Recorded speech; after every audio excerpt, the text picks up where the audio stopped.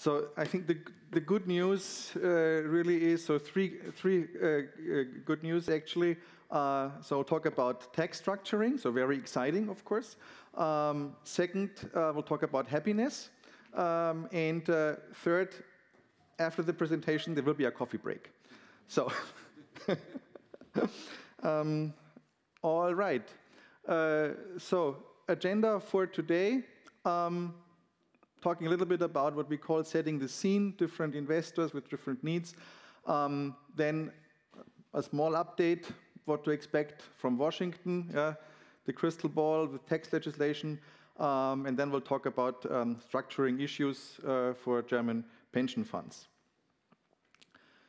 So, what to expect and how to deal with German investors. There is one way of looking at that, which I call the magic happiness triangle.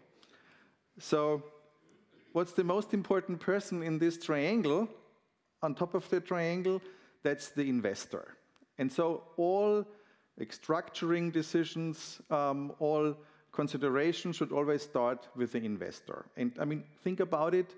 Imagine a wonderfully structured US real estate investment works perfectly well from a US tax perspective, but the investor can't do it because it's prohibited from a regulatory perspective, or getting a little bit more technical, the investment produces tax credits, but the investor is tax exempt in Germany, cannot use the tax credits, or the investment produces some sort of like tax exempt dividend income, which the investor doesn't like because it's subject to a specific German regime.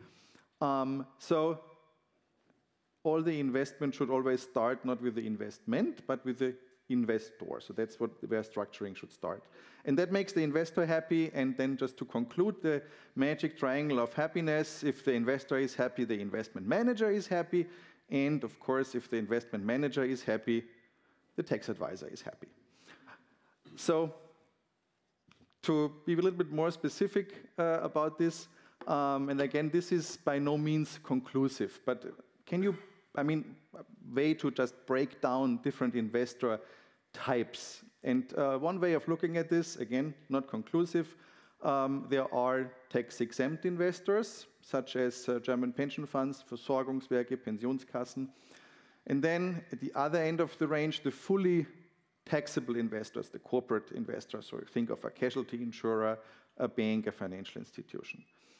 Then there is something, well, some people call it the tax-privileged investors, and this is a little bit misleading.